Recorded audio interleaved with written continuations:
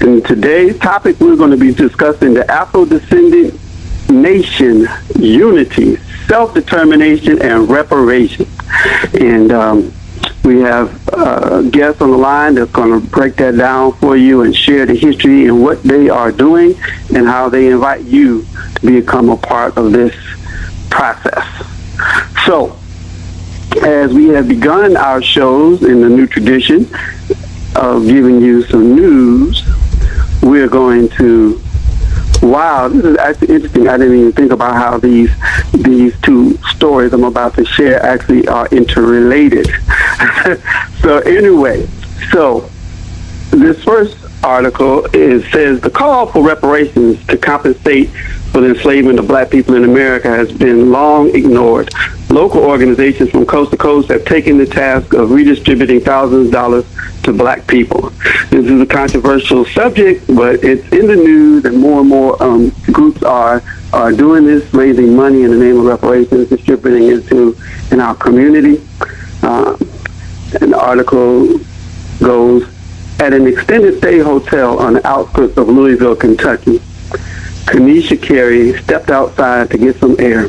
Carey and her 5 children had been evicted from their home in West Louisville in February 2020 because she couldn't pay rent after losing her job. The family had been moving between temporary housing for months. At that point, Carey was struggling with anxiety and depression, the domino effect of life, she says. Finally, alone that evening in July 2020, she typed a message on Facebook to her friend Chanel Helm, a community organizer asking for help. Carey said her message said something like this, something along the lines of, I don't know if I'm going to be alive for the rest of the day, close quote. Within minutes, she received a response. Helm wanted to help. Helm could pay her rent, groceries, and transportation for as long as it took Carey to get back on her feet. The money Carey eventually learned came from a Louisville organization called Reparations Roundtable. The group is one of a small cohort that has popped up in recent years that are using social media to crowdsource funds to distribute to black people and calling these efforts a form of reparations. Especially through the pandemic and the racial justice movement, efforts like Reparations Roundtable have been expanding and can now process thousands of dollars a month. Such groups coordinate dozens of volunteers and boards of directors. One has even registered as a nonprofit. And so I was, and there's a lot more to that article, but I'm just going to leave it there. COBRA really hasn't taken a official position on these organizations. I think at some point we're going to need to speak to these organizations that are using reparations and raising money to support people's needs. One thing I think they should do in addition to that is that they should also use some of those funds and commit to the reparations movement, the larger, broader reparations movement, and that would be one way that they would have more integrity, in my opinion. And like I said, the interesting thing about this article is I didn't realize was connected to this next article, which is their sister lives right outside of Louisville, and one of the articles I had pulled today, didn't realize, also talks about what's happening in terms of Louisville on a different level in terms of reparations. So here's what some local and state leaders think about reparations in Louisville. A proposed resolution from 2 Louisville Metro Council members will put the city on record as supporting a federal reparations bill. Like that. The question of how to compensate descendants of slavery draws a variety of responses from community leaders and residents. Councilwoman Paula McCraney of the 7th District and Councilman Ja'Cory Arthur of the 4th District are sponsoring the resolution to, quote, fervently and unequivocally, unquote, support a federal reparations program and H.R. 40, which would create a commission to study, quote, slavery and discrimination in the colonies and in the United States from 1619 to the present, and recommend appropriate remedies, unquote.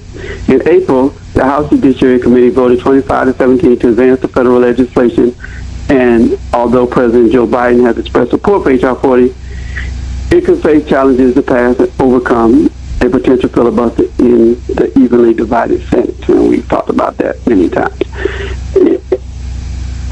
And this gives some background information about H.R. 40. I wanted to skim through this a little bit to some more.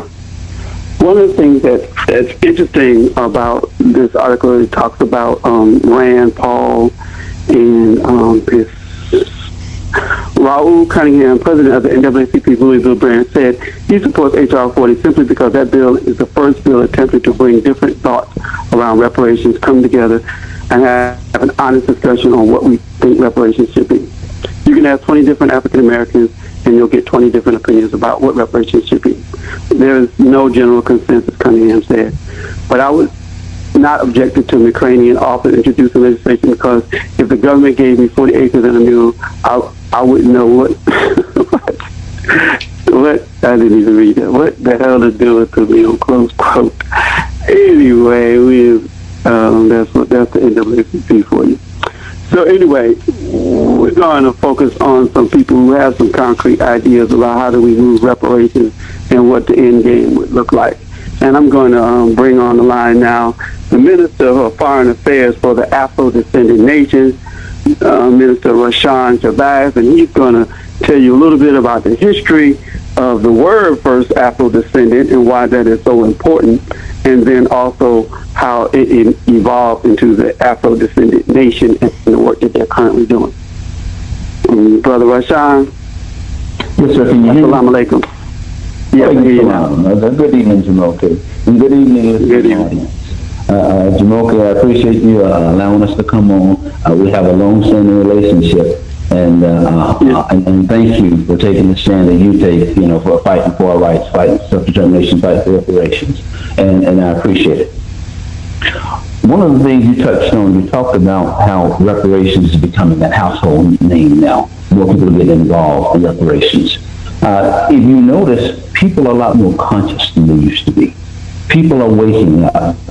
People are coming back to who they originally were. And what that is, Jamoke, and listening audience, that is a general resurrection. In other words, that is a recapturing or becoming reacquainted with your original identity and spirit. It's the mental or spiritual awareness or achievement of mind and soul while living. That's what you see. We are a lot more aware than we used to be. We're focused on things like self-determination, like reparations. This conversation we're having tonight, this is a general resurrection. But not only for us here in the United States, throughout the whole slavery diaspora, this is an international thing, this general resurrection. And reparations is an international issue because many of our people in the slavery diaspora were affected as well. For instance, if you look at Brazil, the primary language of Brazil is Portuguese. You look at other parts of South America, such as Peru and Central America, the primary language is Spanish. Here we speak English. Those are not our original languages. Our original language was forcibly taken. Some of the original languages, many of them in Africa, are such languages such as Arabic, Swahili, Yoruba, Hausa, Zulu, on and on and on. So this is an international issue, reparations, and the awareness and the awakening, and that's coming back to self, is a general resurrection. And I want to touch on Afro-Descendant, which is also a part of the general resurrection.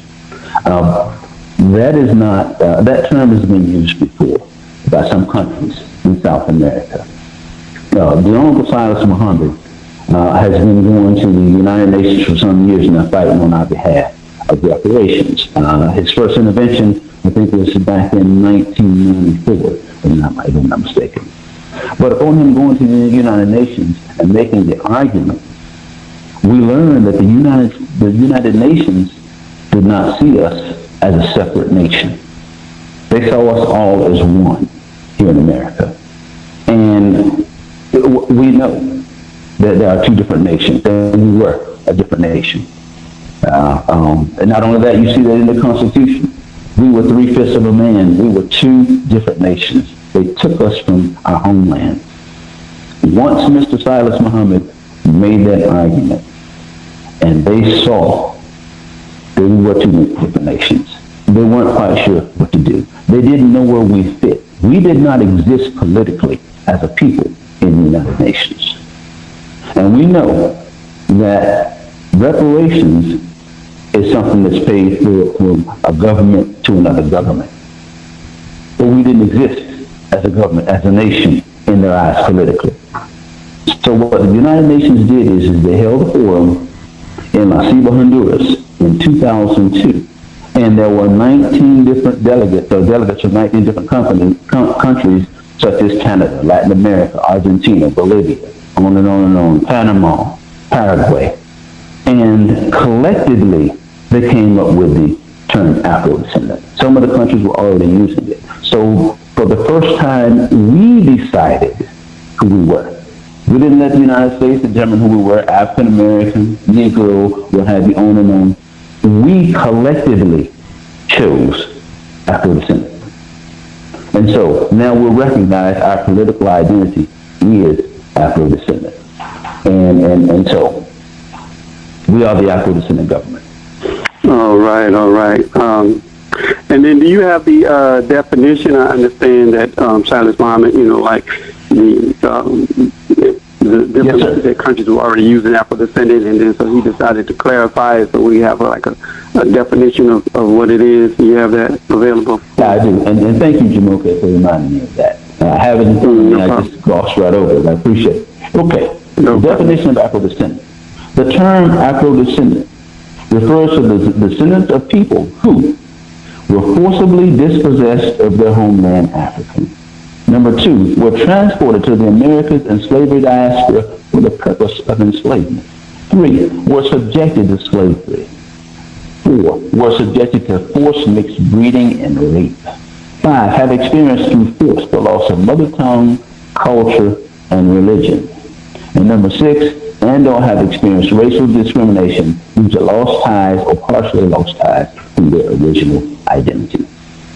And you can find these definitions on our website on the Afrodescendant.org, Afrodescendant.org, or our Facebook page. You just look up, go to Facebook and search for Afrodescendant Nation Official, and then look for our emblem, which is the scales, the umbrella on top of the scales.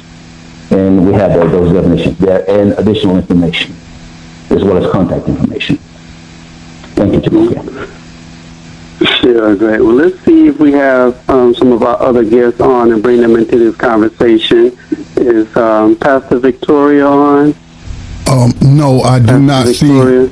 I'm sorry, I do not see her number that you provided me on the board. If she had to call in from a different number, she should press 1. But we do have Mr. Raushan Shabazz on. I'm sorry. I'd like to touch on something else. Minister Raheem. If I can. Minister Raheem is on? Yes. Okay. I believe go Mr. ahead, Shabazz wanted to add something. Yeah, one point I wanted to make. I heard you mention NAACP and HR 40. And HR 40 has been in Congress forever. But this is not a domestic issue. That's civil rights. This is human rights. This should be dealt with internationally. And then when you think about it, do you want to go to the perpetrator, the same person that wrongs you, and think that he's going to make it right? This is an international issue. This is not a domestic issue. And so I just wanted to point that out. So if you're looking for HR 40 to be, provide a solution to reparations,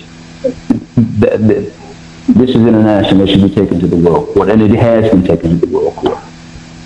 So just wanted to point that out. Yes, Brother Raushan, I have to push back on you a little bit in that because, the United Nations is a good platform for us to raise our human rights concern and get support and allyship at the international level. However, it does not have, as a body, doesn't have any enforcement power. So whatever the United Nations determines, the United Nations has already determined that we deserve reparations. It's still going to have to be implemented through Congress, through the United States government. And so that's why we go that route. We also do, as you know, Queen Mother Dorothy Bent Lewis and others, work with Silas Muhammad and go into those international meetings, and we still attend those international convenings and everything as well. And that's to get the support of those of other countries and bring it outside the United States. Because a lot of times we do agree that once you bring your issue outside of the United States, then it forces the United States to address it in a different way, as opposed to when you just keep it in-house. And so that is an important strategy, but it still has to be brought to, it's still going to have to go through Congress at some point, because the United Nations doesn't have the power to enforce the United States to do anything. We've seen that many times when, the United Nations has told the United States to do something and it didn't do it, or to not to do something and it still did it. So, yeah. So I hear you, and where our focus is making our claim for reparations and collecting our people. And not only collecting our people here internationally. It is an international issue. There was slavery throughout the slave diaspora. And so what we're trying to do is reach out to our people and have them unify with us. And not only just for reparations, it's really about self-determination. Because even if you get reparations without self-determination is what we're focusing on, which reparations is a part of that self-determination. Because it is our identity that has been stolen. That's what we're here to build. So I understand your point, and we'll have further dialogue, Brother Jamoke. Yes, sir. All right. So let me bring in Minister Raheem out of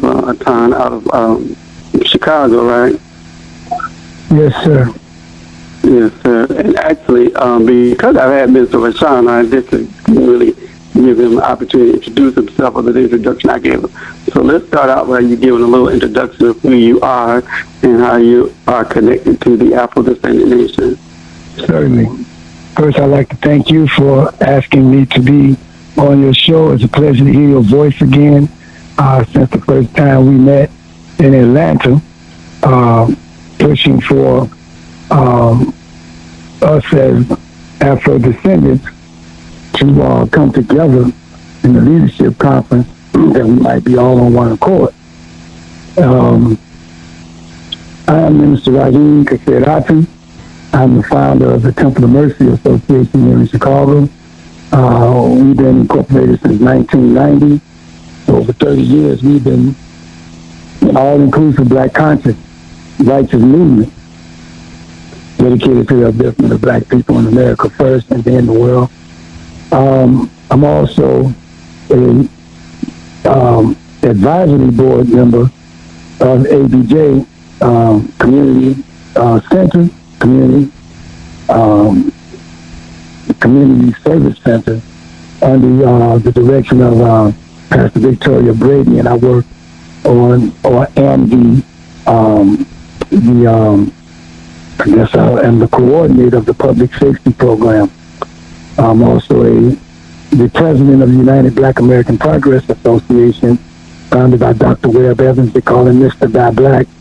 I'm the president of that organization, and what we do is educate our black people on the tremendous need to buy black and circulate the dollar among ourselves and pool our resources. I've been the president now for 8 years, since his demise in 2015. So that's me. I'm also a musician. They call me the sax preacher. I've been performing throughout the United States. Sometimes I go out of the country, but other than that, I am an artist, musician, 2 CDs, 3 CDs, and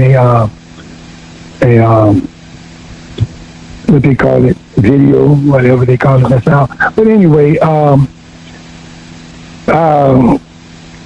I can say is that since the time that I met President Aquila, Governor General Ajani, and Vice President Kamal, I believe that's how you say his name, I was introduced to them by Pastor Victoria Brady. Pastor Victoria Brady is a Christian with Restoring Hope.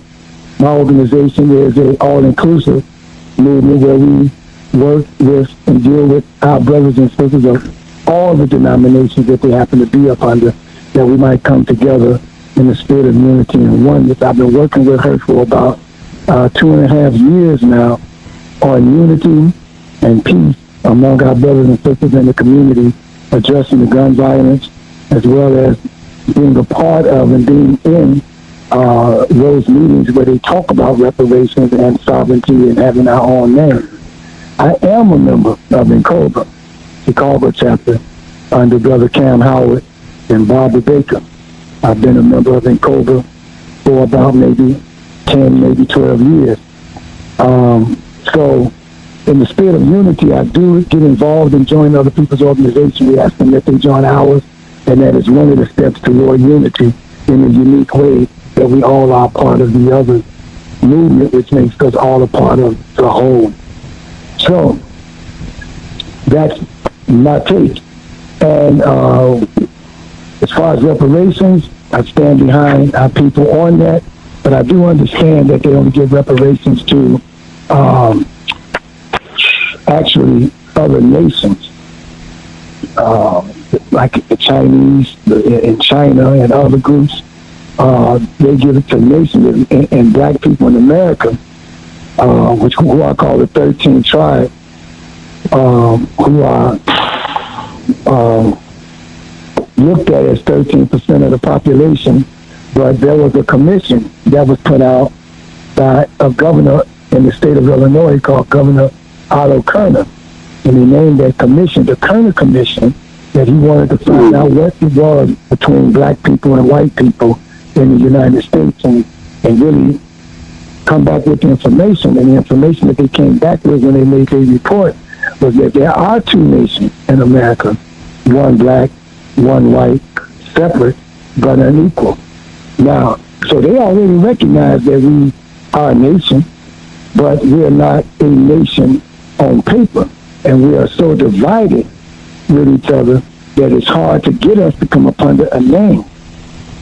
From my understanding, based on using the Afro-Descendant nation, or should I say the Lost Foundation of Islam, and what I learned since that time about what the Al-Basir Muhammad has done to get the word Afro, the name Afro-Descendant Nation on the table in the United Nations, that they might recognize us as Afro-Descendants, that particular group have gotten us the closest to being recognized as a nation under that name, and being the 194th country or nation being recognized. And if we don't get in line and get involved in it, well, it can be removed from the table, and then we all got to start all over again and try to at least get in the door of the United Nations. And that is the reason why I continue to work with the Afro-Descendant Nation, is because they and us and myself and Pastor Victoria being about unity and working with not only them but others, because the Afro-Descendant Nation said, okay, we got to open up a little bit more.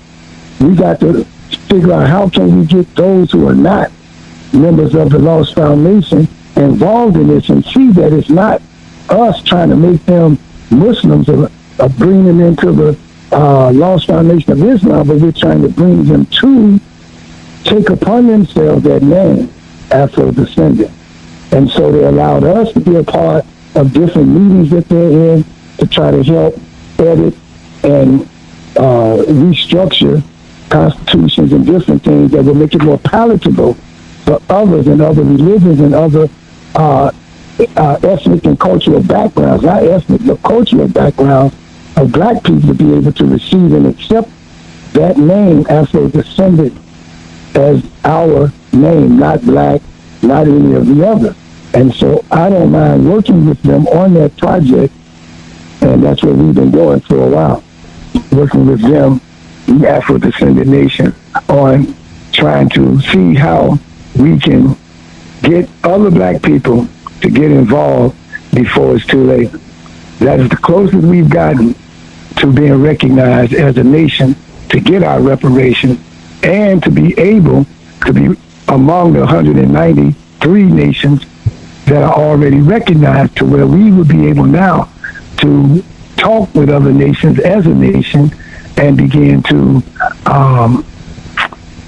what you would call it, deal with commerce, deal with imports, exports, deal with other nations giving us money, not giving us money, but loaning us money to operate as a nation and be on our feet. That's the most I'll say, because I don't know how much time I'm taking. I tried to say a lot in a little bit of time. But we appreciate it. Actually, you stopped at a good point, because we're right at the halfway point of our show, where we acknowledge that we've been listening to Black Talk Radio Network, and we listening to Conversation Reparations on the Black Talk Radio Network. Brother Jamoke, play a commercial? Or I just want to say, based off the conversation had tonight, that both parties are right. For a long time, being part of the new abolitionist movement, trying to abolish slavery, which was never abolished in the United States. The 13th Amendment created a different form of slavery, but for a long time, my mind was closed to other forms of slavery. But the UN Declaration of Human Rights recognizes there are different forms of slavery. You have state-imposed slavery, like the U.S. federal government and state governments. Then you have privately, private slavery in terms of corporations, private prisons, and then individual can enslave another person. So there is different forms of slavery, and I set that up to say there are different forms of reparations. When you look at the definition of reparations, I'm gonna just read both of them, because there are two under, in the same entry. The reparation, the making of amends for a wrong one has done by paying money to or otherwise helping those who have been wronged. So the United States can and will, I'm just going to call those things to be as though they were until they manifest, but they will pay. The United States government will pay its victims of slavery, and as the United Nations also stated, that for Jim Crow and continued police violence, and of course I'm gonna say continued slavery as well. The other form, what the gentlemen were bringing up, is the other form of reparations, the compensation for war damage paid by a defeated state, like how Germany at the World War I and II had to pay to rebuild Europe and pay those nations reparations. So you're both right. There are different forms of reparations. Barack Obama's administration paid reparations to it wasn't that many Jews for something having to do with a corporation. Maybe they had U.S. contracts or something, but that administration paid those Jews, the Obama administration, so you might well say the U.S. government, paid those Jews reparations. And of course we know, I'll leave it at that, but there's two different forms. We're just going to take a 12-second station identification break and continue on the other side with Conversations Reparation, hosted by Brother Jamoke. Make Black Talk Radio your choice for digital black radio. New black media for the new millennium. Brother Jamoke, we back. Yeah, Conversation Reparations. So, want to go back to you, Brother Raushan, because Minister Raushan, I realized that we talked about the term Afrodescendant, but didn't really go into depth about the formation of the Afrodescendant nation.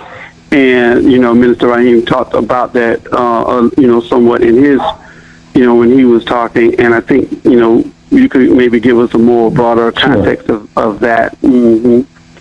Sure. First, I wanted to say that what Minister Rahim said, he said it beautifully. Couldn't have said it better myself. Well stated. As well as the engineer, Brother Scotty. I'm not sure what his name was. But great conversation. Yeah, I think I probably should start introducing Brother Scotty Reed as the engineer of the show. He also participates with me sometimes.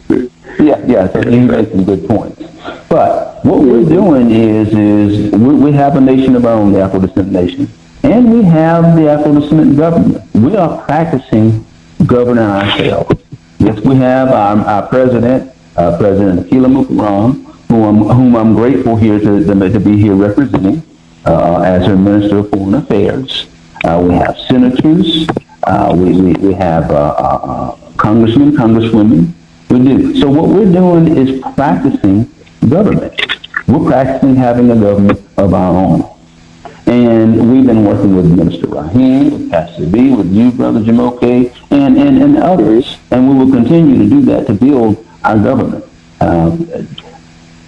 We built this government, and we are a talented, beautiful, and diverse people. So we're reaching out to our people to help us build this government, help us self-determine our own destiny.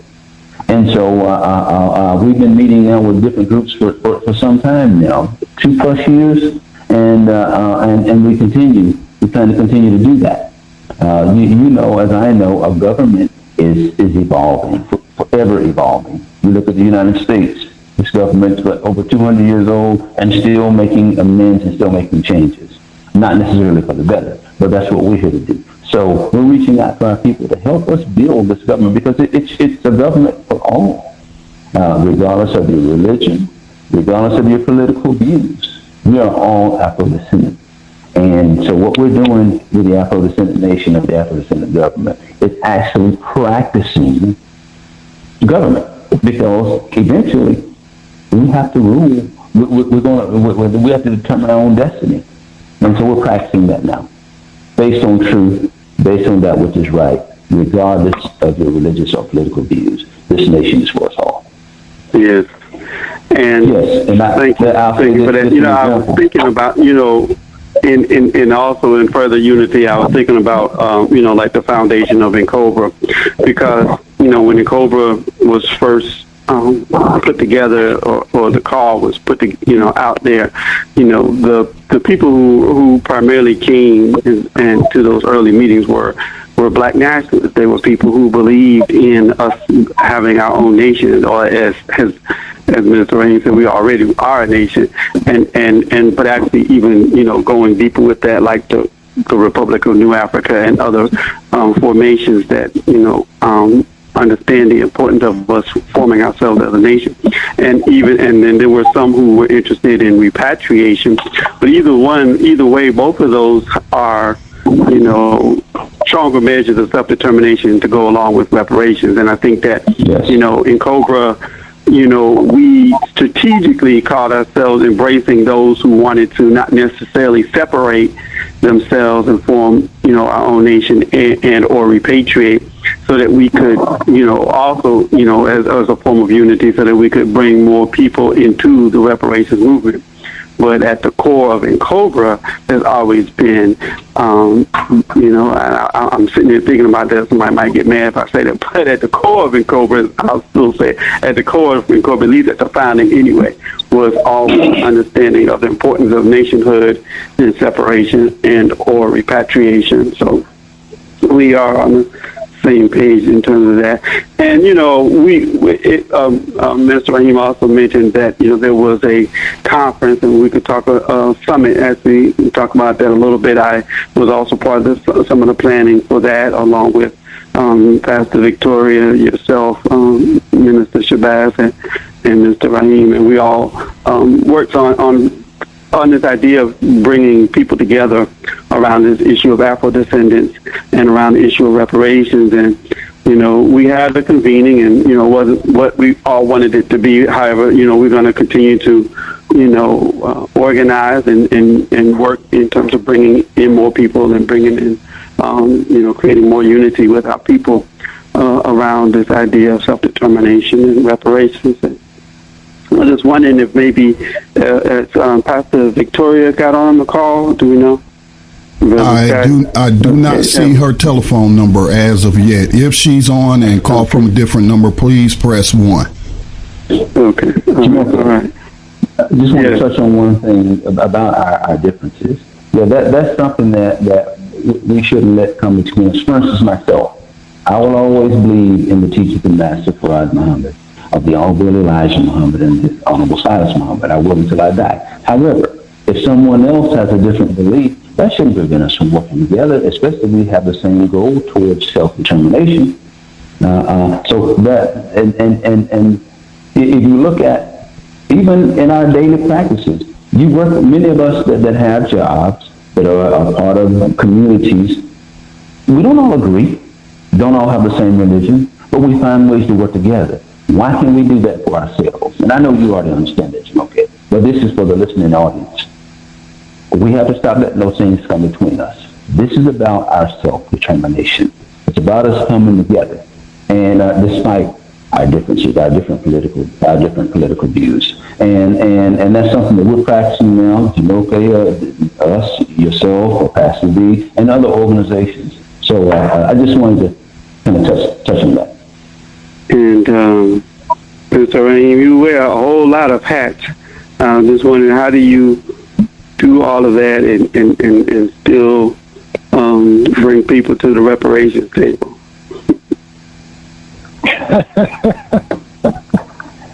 Well, that's a good question. Even though I wear those hats, I do have a little help whereby I can delegate people to different meetings and things like that. A lot of the members of TOMA follow me in being involved in other organizations, such as the United Black American Progress Association. Two of the members of TOMA are in that organization. Three other ministers in TOMA are members of the UNIA, United Negro Improvement Association, chapters 429 and 401 here in Chicago. I'm a member of chapter 429 working with Clyde Banks. Also, I'm a member, like I said, of NCOBA. None of the members of the Temple of Mercy are in NCOBA, but they are members of the United Black American Progress Association that are members of NCOBA. And so they all bring back the information when I have my meetings with them, and that's how I stay up on what's going on. And we all fighting the same battle, so it's really not hard if you're fighting on the same front. We either fighting police brutality, gun violence, or some sort of oppression that this government has placed on us. And it's been the same since I've been born. It hasn't changed. So that's what makes it not so hard, because we all fighting on the same front. All right. Yes, that's an important thing to do, to try to support different organizations and be active and keep up with what's going on and show your allegiance to different groups. So, because like I said, we all fighting the same battle, and people just have different strategies on how to get there. But yeah. The end game is pretty much the same. Mm-hmm. Yeah. Brother Scotty, I had sent you a couple of clips. Are you able to maybe just play a little bit of the second clip I sent you? It's a part 2, Afrodescendant Nation. Oh, yes. Give me a second to jump into my email and find it. Okay. And while you're getting that ready, could I add something while he's queuing it up? Sure. I was just going to say that the blueprint has already been set. Let's look at the Jewish people. Slavery, well, first of all, slavery was an international issue. During that time, it was throughout the slave diaspora. But what the Jews did, the Jewish people did, was they made their issue an international issue to support white world unity. And I don't see why our issue would be any different than the Jews. That's just another case that I'm making. But there were some things that I did want to touch on while he's queuing that up, just some major points to remember. One is our identity is Afrodescendant.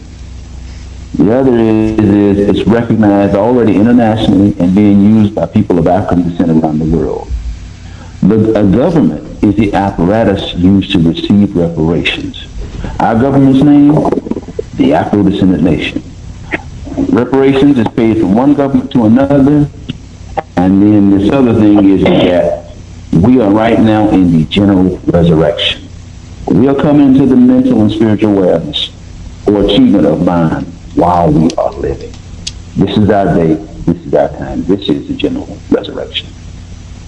Thanks. And when you say Afro-Descendant Nation, just so everybody's clear, you're talking about all of people of African descent in the diaspora. So, like, what is it, like 250 million is the number? There's 250 million. Thank you for pointing that out, okay. Absolutely.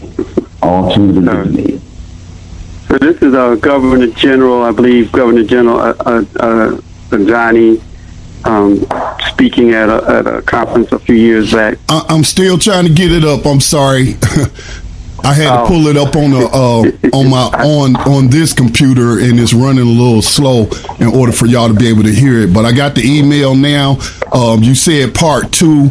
Now this is a 30-minute video. How far do you want me to let it go? Yeah, just about 8 minutes, I guess. Okay, let me get that queued up for you all. And here we go. In October the what? 31st. What did they worship? Halloween. But you see all the little black kids with them. Who's culture? That's not mine. We were made into a new people. Yes, sir. So why do we need a political identity? Over the past 416 years, Afro-Descendants' identity has changed. Some former identities include nigger, Negro, color, Afro-American, black, African-American. We've been all those names. Yes, sir. Haven't we? Yes, sir. And the sister told me, what do you mean lost found? I ain't never been lost. Who else have had this many name changes? Yes, sir. When has the Chinese been other than Chinese? When has the Korean been other than Korean? Huh? When has the brother in Iran who's saying I'm an Iranian been other than Iranian? But you and I in America, the United States of America, and over there in Brazil, you've been nigger, Negro, that might be unique. Yeah. The miseducation of the Negro. Carter G. Woodson, didn't it? And then color. NAACP, the National Alliance for the Advancement of what kind of people? Colored people. So we gone through this. Can't nobody say we did. So say it loud. Like that. I like that. Why we got rid of that? We had some movement going with that. Maybe that's why. What comes after? Oh, that's too strong. Right. Well, switch that one up. I think what? Switch that. Say, oh, America. Boy, they talking about Black Panther Party, and they talking about unity, and they talking about white men used to cut. That's too strong. As my baby boy would say. We can't let them do it. Come on, brother. Change that one up. Because it brought too much power, too much mobility. So we've gone through all these different names. Yes, sir. And according to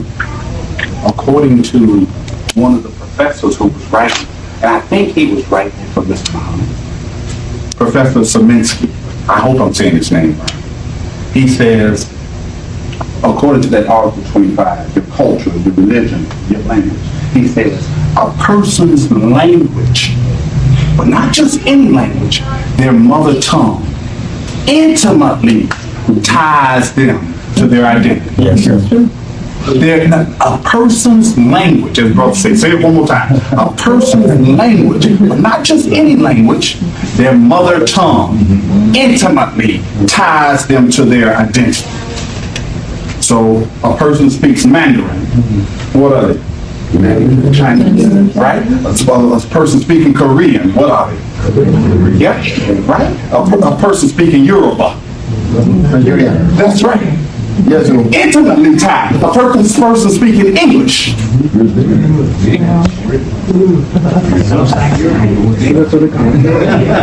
Right, that's what I'm trying to tell you.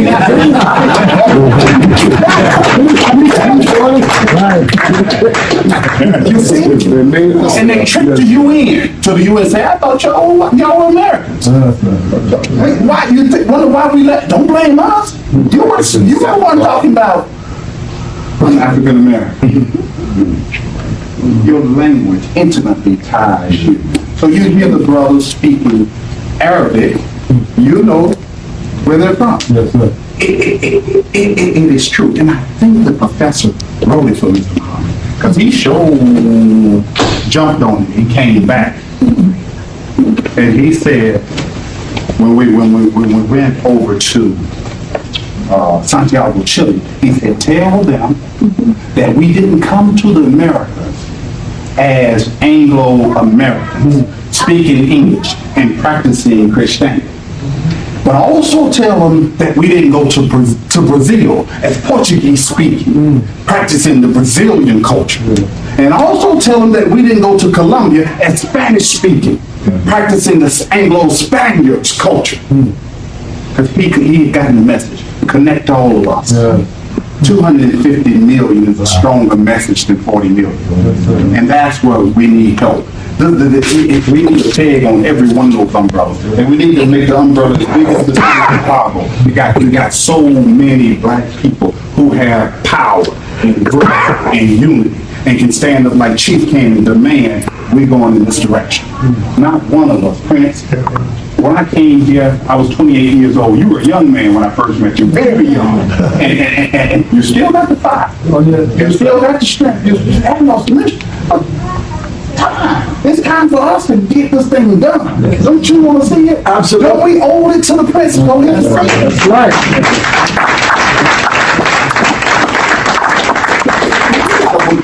Man, and this is the best program for us. A name that we decided. We can say, well, they decided over in South America, we just gave definition to it, that we can get 250 million people going in the right direction. But not only do you need, all right, brother said, well, we go ahead and bring that to a close now. Yeah, so I just thought that would be good to bring in. We always usually bring in some video clip, to edify the show that we're doing, and came across that piece, which I thought was good. And so we'll just give you all some closing remarks. You want to give us some closing remarks, Brother Raheem, as we come to the end of the show, and you can follow him, Minister Shabazz. Yes, sir. Sure. Yes.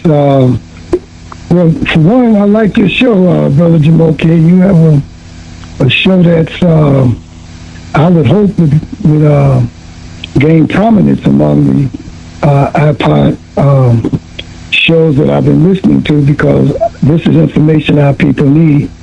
And so you got a great show. Thank you for having me. Thank you, I'm glad to be on again with the foreign minister. I did meet him in Atlanta. We had a very, very long talk. To want him to know I'm going to be getting in contact with him based on some things we talked about and discussed. And looking forward to meeting with you all again. If there's going to be a second, I wasn't a convention, but a second Summit. What did we call it? Summit, I think. Coming up. Summit, yeah. And preferably we can get those people who started with us to stay with us to the end by this time around. And we just can't give up. Rest if you must, but quit. I mean, rest if you must, but don't quit. Rest if you must, but don't quit. Thank you. Thank you. Thank you. Thank you, brother. All right. Jamoke, I wanted to thank you for allowing me to be on. Thank you, listening audience out there. And I'm also thankful to be on to represent the president of the Afrodescendant nation, Akira Lukaram. It's time for our rise. This is the general resurrection. It's time for us to unify based on truth and build our government and build our nation. Nation building, that's not new to us. We built this nation, and we continue to build it. And not just build it physically.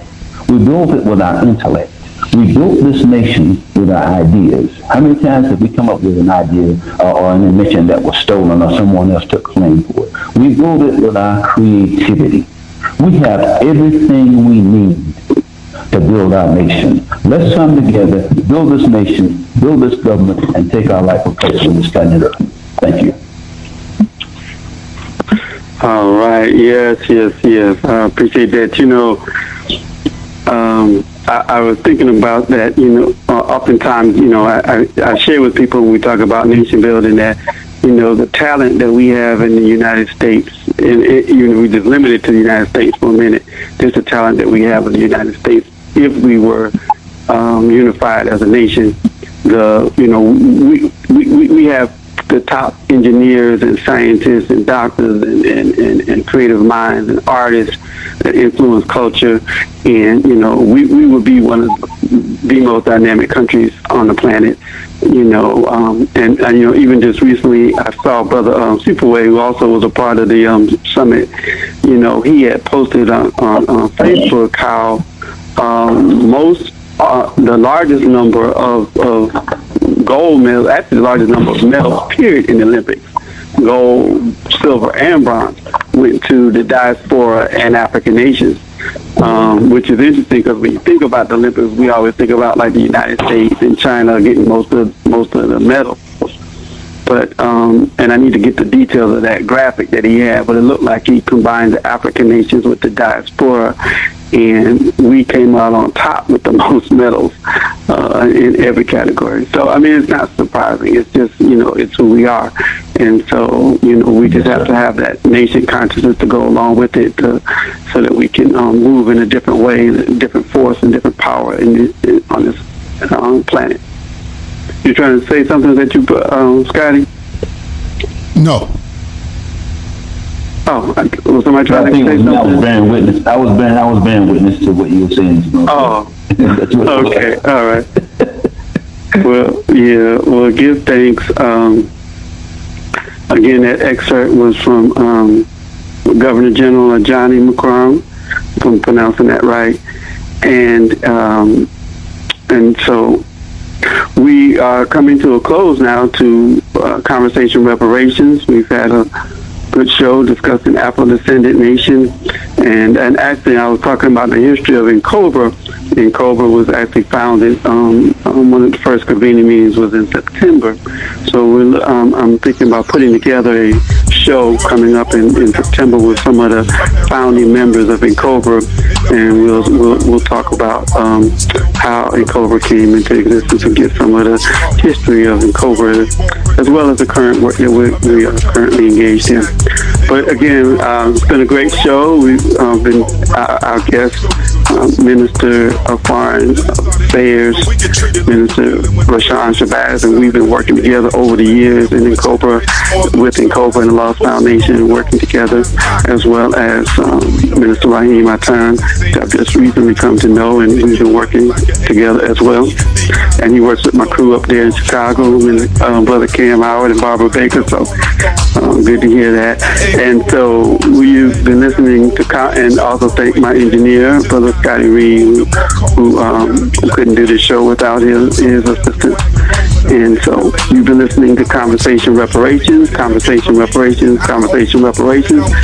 can reach NCOBRA at ncobraonline.org. That's NCOBRA, ncobraonline.org. You can reach me directly at reparationsj@gmail.com. That's reparations, the letter J, @gmail.com. They know it ain't all about the dough, but my people still poor. Reparations is due, so just give me what you owe. Slavery, I can't ignore the torture, but you can't put a price on the pain or the horror.